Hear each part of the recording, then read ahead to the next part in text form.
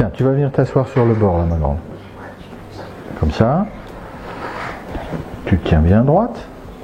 Tout droite, tout droite. Et puis alors, moi je te tiens les épaules et tu vas tourner ta tête comme si tu voulais voir ta maman. Tu tournes ta tête par ici. Voilà, c'est très bien.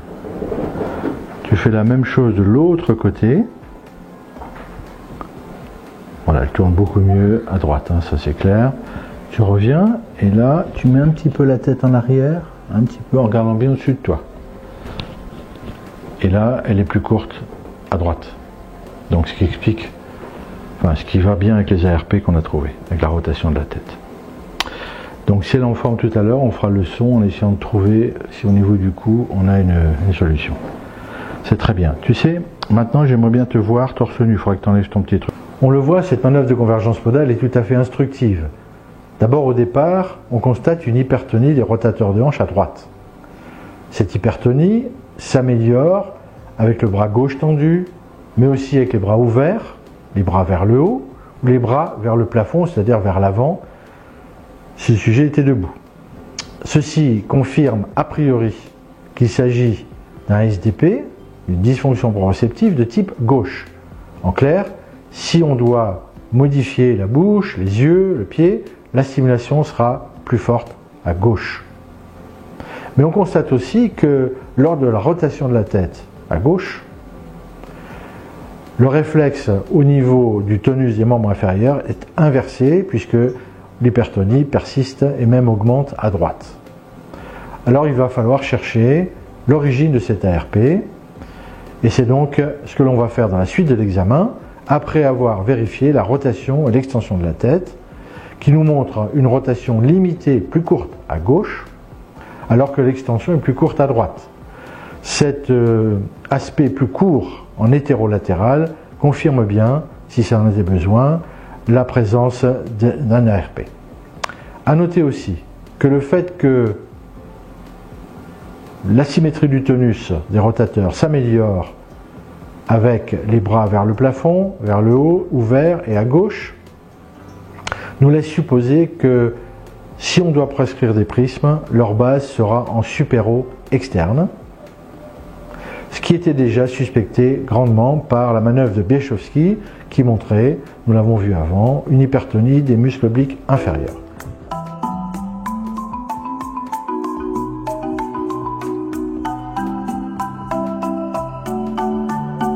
Tu regardes le bout de mon nez et puis tu laisses les bras le long du corps, tranquillement, voilà.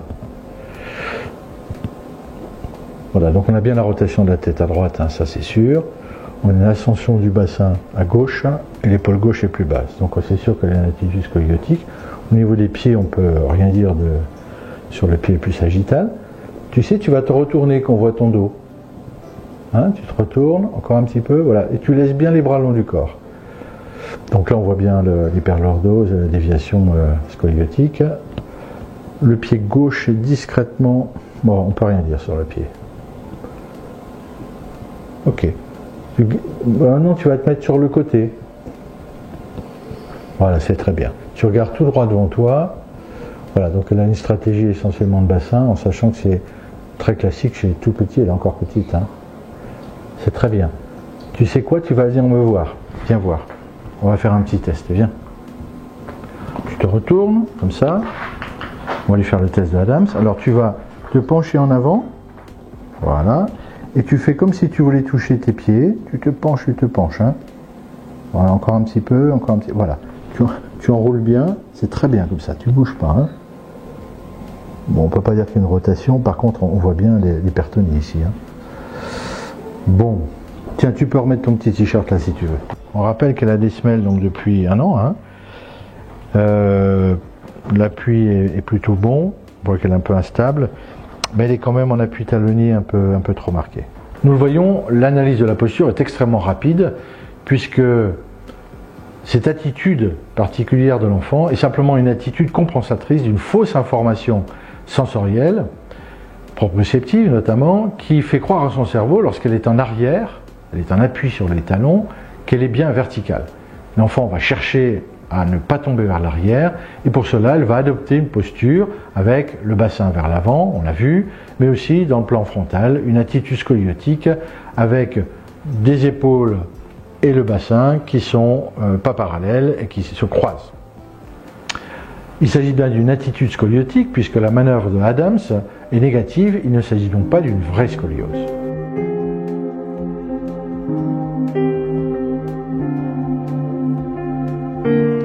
Alors à ce stade, on va essayer de comprendre d'où viennent les ARP.